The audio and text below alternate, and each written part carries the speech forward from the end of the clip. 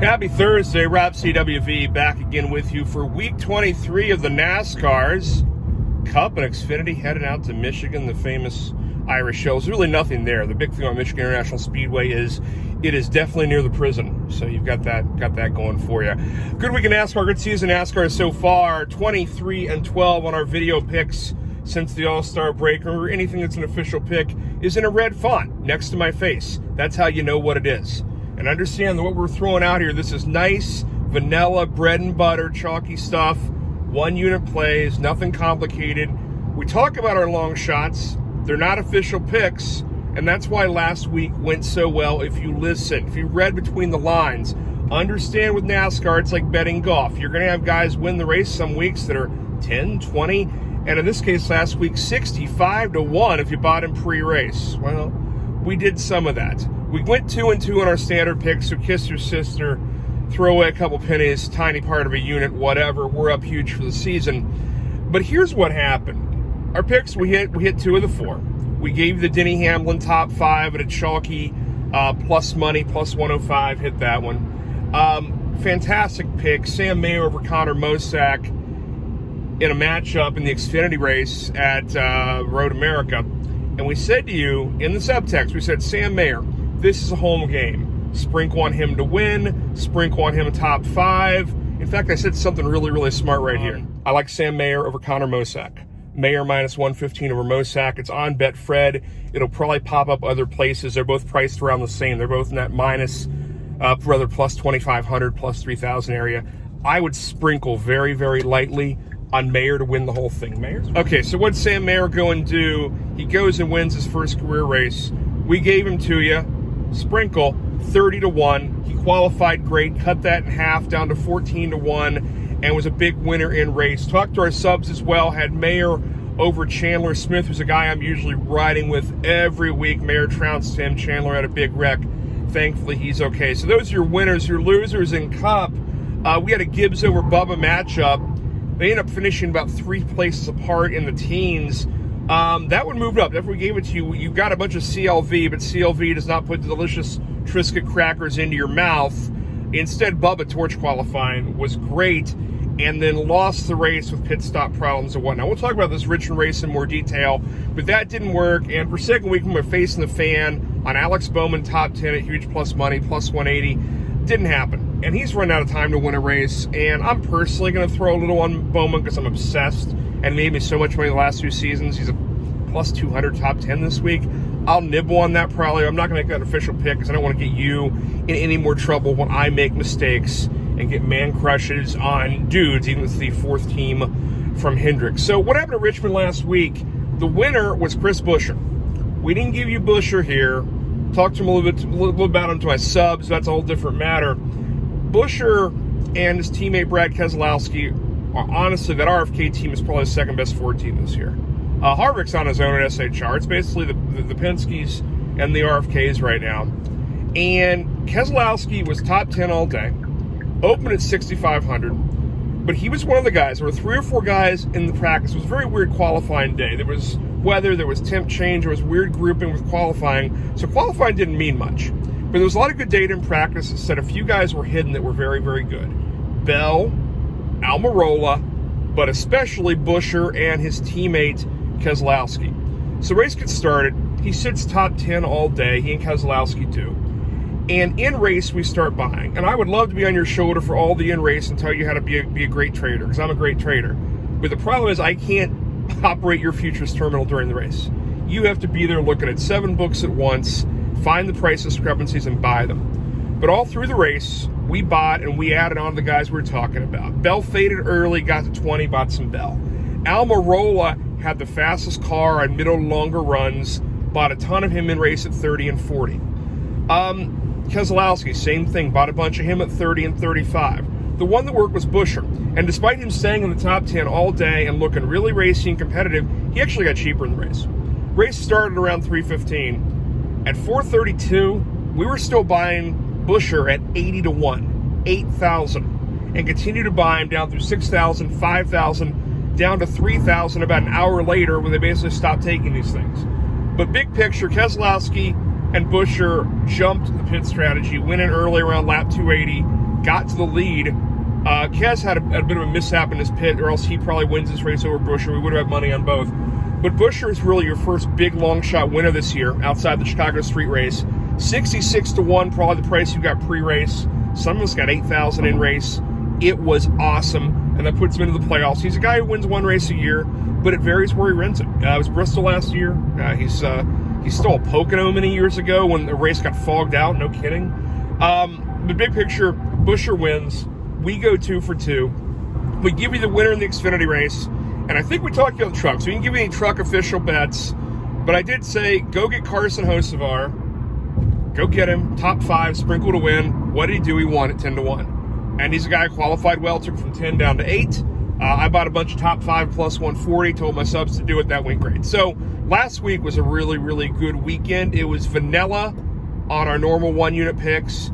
But that's the thing with NASCAR. You can be great all day, go 60% of your matchups, all that stuff for the year. But occasionally you just sprinkle in some long shot winners. And that's what I try and give you. I try to give you some ideas that are not scored, but are really good ideas. And they're going to hit every now and again. And when you hit them at 20 or 30 or 60, it's fantastic. I usually don't come here and tell you to buy some car that's a favorite, that's 6-1, 8-1, 10-1. We stay away from those, but there's value. Now, speaking of value, Michigan, probably not a ton of value. It's basically the old California Speedway Auto Club, which is going away now, but without any tire wear, which means it's big and boring, a lot like Indy. It's the highest speed track remaining on the series that is not the restrictor plate stuff, or that is not restricted in that sense, like the way Talladega, Daytona, and Atlanta are now. Cool place to race. You'll take a lot of good pictures, but it's boring. And it's a track where it's just basically going to be a lot of speed. Speed is king. Teams that are great at aero and horsepower are what you want. So you want Childress. You want Hendrick some. You love the Toyotas. They were great last year. But somehow you look down at all of it, and Ford's won the last 8 in a row here. So maybe they figure it out again and get back on another win, another week after the Buescher win. But it's weird. Ford's actually the big underdog here. If you're buying makes, like 230, 250 is the best price you can get. So if you really like Ford, I guess buy a little of that, and then they'll sort it out for themselves. I think Logano qualifies well and gets more expensive. I think Blaney qualifies well and gets more expensive. We'll see what Kez and Buescher do. Everyone thinks this is Harvick country, and he's been great at this track before. But last year, he kind of chanced into it. It wasn't like he had a dominant car and won. He was really good, but he was not the winning car for about 80% of the day. So we'll see. I will not overspend on Ford here. I think it's Toyota horsepower. And I think if it's a Chevy, it is from the Childress camp, which means Kyle Busch, but he's 10-1. His teammate Austin Dillon in identical equipment is 100-1. I would nibble on that. Nibble. And then we'll see the other teams get those ECR motors from Childress. Trackhouse gets them, but Trackhouse has been slow all year. A lot of people think that Chastain at 20-1 is a buy here pre-race. It could drop like crazy if he qualifies well, so I might nibble around Chastain and Suarez at 20 and 65. But I would have a little hassle of long shots here, a little pouch of long shots, and give a few things a try. I don't think there's a dominant car, but of the expensive ones, Kyle Busch, 1,000. And there's a little bit of Byron out there at 1,100. The Hendricks have not been great here, but if you have to go with one, Byron at 11, MGM in a couple other spots. And Larson used to win here every year when he was in terrible equipment. When he was with Ganassi, he was great here. So this is another track, albeit a long track, where the good cars go to the front. They sift out pretty quickly, kind of like we talked about Dover and Richmond, but this is a long track where horsepower is king. Okay, now we're getting to the picks. I'm tired of me talking about nonsense. The trucks are off. ARC is running Michigan as well, but the funny thing about the ARC is nobody's dropping down to run that of any substance from Cup and Xfinity. So the ARC is pretty much a standalone event, qual Friday, I think running Saturday. Okay, here's what we're gonna do. We're gonna give you some stuff for the race. The favorites, Larson and Hamlin, around 700. Next group is at Byron, Truex group. Elliott's running out of time, and he's just cheap. He's out in the about 1,600 area. The numbers say good week if we're like a Toyota for Bubba Wallace. He's been great at the long tracks. He's been fast, but he can't seem to get a finish. Same as Bell, same as Reddick. They're often the fastest car, and they are not getting the finishes this year. So in race, look at them if they get cheaper. Pre-race, I can't really trust them. And that kind of goes to some of our couple of our picks. Okay, this week, 2-2 last week, which makes us 23-12 in the season, 65%. I'll try and get it back up to 70. It's hard work being me. Okay, what do we like? Cup side. Here's your pick. See, and the little thing at the bottom. You can sit through the first 7 minutes of this and then get to what you really, really want with your picks. Vanilla again. Denny Hamlin, plus 120, top 5. It's out there. Barstool and a couple other stops. There's plenty of 120 and 110 in the market. Hamlin is averaging like a fourth place finish here the last 5 years. Was maybe the best car last year before pit strategy. Harvick went in the pits and got benefit of a caution. That's what moved him up and got him to win. He really was not the best car, maybe even the top 5 best cars last year. So Hamlin, Vanilla, take it. Next call. We talk about Chris Bell not getting finishes. I like this. Best price, Byron, who's been the fastest guy at the high-speed tracks. At the Aero and high-speed tracks, he's been amazing this year, and obviously he's gotten wins. He's in the playoffs, plus 3. Byron, plus money, plus 100 over Chris Bell. That's at Caesar or any place else you see it. But if you're playing a matchup at the top of the field, Bell has not had a great finish year ever. He was fast a little bit last year. I think his best finish year is in the high teens. And he doesn't have a ton of track time here. Byron's not put up massive finishes here, but I just think he's so fast. It's a speed on the track, and there won't be wrecks. This will be like Richmond. That was almost a record for Richmond not having cautions last week. 3 total cautions, 2 of those were stage breaks. No wrecks, no attrition. Michigan, when you have attrition, it's guys blowing motors. They don't wreck here unless they have an equipment failure and wreck themselves. It's not a place where, outside the Indy cars, you see a lot of wrecks. All right, so that's on Sunday. Saturday afternoon, Xfinity race. High-speed track. Talk about best motor program in Childress and Cup. Same thing down in Xfinity. Childress team. Austin Hill, Sheldon Creed.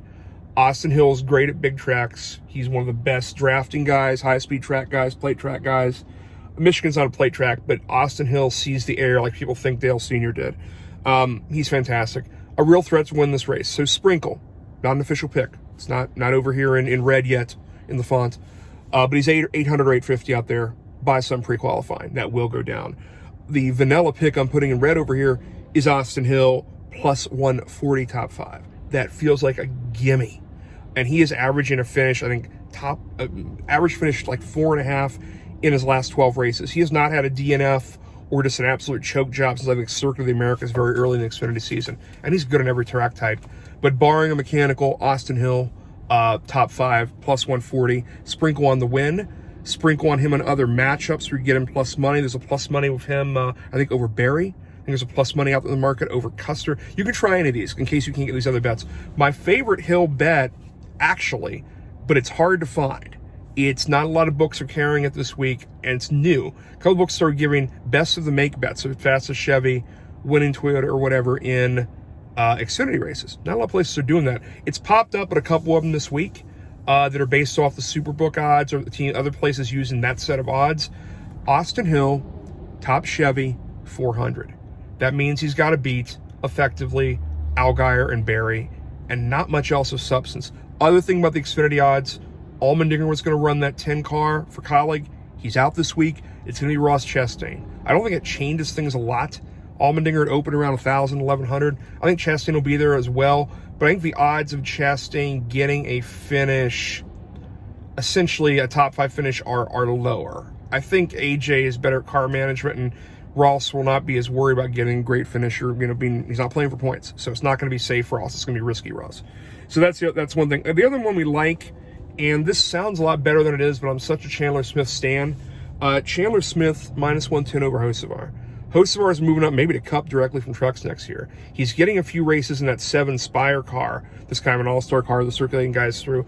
I don't think they're getting what I would call the full Hendrick treatment when he's in the car. I mean, they've been quick, but this is literally his first time on the track. Now, hometown game. Home game for Hocevar. He's from Kalamazoo area. This is not Kalamazoo, but this is a home game. He probably does have some track time here. But I take Chandler Smith over him every time. The Colleague cars are very fast, well-prepared, better than the Spire cars, and Chandler Smith is about keeping his car safe. Hocevar, I have high hopes for. He's a really fun kid, and he's going to be really good. But I think right now, vanilla Chandler Smith to bring it home about 6th or 7th, and Hocevar to either be top 5 or 35th. We'll see how many risks he takes, whether he just keeps the car safe. He's been a lot more moderate this year in terms of not wrecking the car. So what that probably means is he settles for something in the teens, and we all leave happy with Chandler Smith minus 110 over Hocevar. So we covered that stuff. A few other things, again, not official picks. There's a few good top 10s out there on pricing. Seen a few things I like. For Cup, sprinkle on Bubba at 1,600 that's out there. Sprinkle on Austin Dillon at 100 to 1. And maybe top 10s. If you see Austin Dillon top 10s in the 300 area, sprinkle on that. Sprinkle on Ty Gibbs top 10 if you see 175 or cheaper. And the other thing is, and you guys, there are not a lot of states, but Tipico opened in Ohio this spring, and they have routinely put up some of the best top 5 and top 10 lines. This week, I like Bubba. I don't like him to win, but he's going to be really fast. Bubba top 10 minus 119. If you have Tipico, give that a look. Don't overpay for it. Again, not an official pick, but if you're playing top 10s, I like to sprinkle things in every division. Positions, few outrights, tiny, lots of matchups. But top 10s are a critical part of how we make money week to week in terms of nice vanilla, chalky bets. Bubba minus 119. And Joey Logano, he's gone up a little in price. As of Thursday morning, minus 116, Tipico top 10. All that guy does is bring home finishes. Whether the Fords are fast or not, he brings home a finish. And this is a strategy race, could be a fuel mileage race, probably not going to be a weather race. But if there are Fords in the top 10, again, they've won the last 8 times. If there are Fords in the top 10, it's probably some combination of Logano, then Harvick, then one of the RFK cars. So the odds of Logano being in that top 10 are really, really good as he gets ready for the playoffs. So, yeah, we're less than a month from playoffs. Daytona's the last race. That's end of August. I probably won't give you much that week. I gave you a winner last year in Austin Dillon. A couple road courses coming up. Lots more NASCAR. 13 more races. Playoffs incoming. We'll see you guys next week with more NASCAR from the FTA guys. I like Sam Mayer over Connor Mosack. Mayer minus 115 over Mosack. It's on Betfred. It'll probably pop up other places. They're both priced around the same. They're both in that plus 2,500, plus 3,000 area. I would sprinkle very, very lightly on Mayer to win the whole thing.